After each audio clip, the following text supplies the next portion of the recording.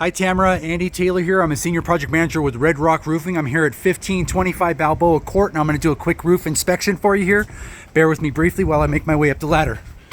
So the first thing that I want to detail with the use of this video is going to be the sand-like substance building up in the gutter system. This is known as granule loss and is always the first indicator to wear and tear on the roof.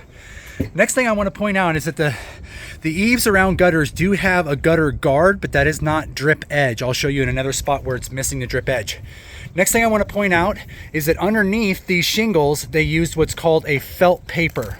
So as you can see how easily this felt paper rips away, that's an obsolete product. It's not something used anymore. We would actually use a synthetic underlayment for this roof in a replacement.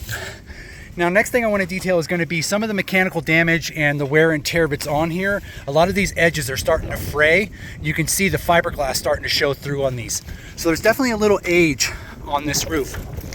Now, in doing so, the first thing an adjuster would look for if they were to come out here and do a claim for this roof would be mechanical damage. Unfortunately, the roof doesn't have any mechanical damage, which tells me there's not going to be a lot of hail on this roof as well. Again, just some wear and tear and mechanical damage. So with that, I would say, in my professional opinion, you don't have a great shot at insurance on this roof, but a few things I want to detail that could really help this roof last even longer. So you have minimal ventilation. You only have 1 and 2 turtle vents total on this entire roof. This would be a perfect candidate for what they call a ridge vent.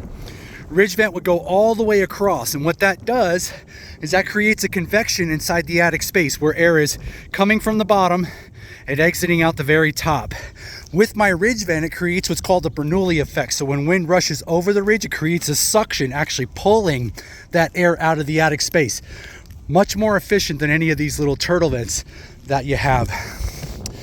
Other than that, your boot jacks are still doing good. They're shedding water the way that they should. I always love to see that. Your storm collar is still okay. This is a lot of oxidation that's on the pipe here, so maybe in the future having this thing painted would be really beneficial for you. One of the things I did want to point out is over here on the far corner, I did find where it looks like the roof had really kind of done a number on the shingles here. So a lot of these shingles that are just broke up like that, they're no longer shedding water.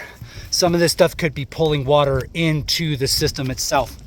Now, as far as the flat roof is definitely older. When you can see fraying on the flat modified bitumen that's here, that's when you know it's kind of had some age. You guys have definitely done some repairs, and I remember the leak that you have is essentially right in this area here. What that takes me up to here is this flashing. So this flashing in the past has had a lot of silicone put on it with holes that are creating and cracks. It's letting water in again as well. This spot underneath this eave hang is definitely missing material going all the way to that corner. So when ice dams up in this area, you can see that can definitely be a problem, and that can allow water to migrate underneath all of this material and get into other areas. What we're going to do is go ahead and put together an estimate for you on the flat roofing here. I don't believe that the main roof needs it, but could certainly use that ridge vent that I was talking about. So again, Andy Taylor with Red Rock Roofing. I very much appreciate the opportunity to get out here and to bring you up to speed. I'm going to go ahead and sign off.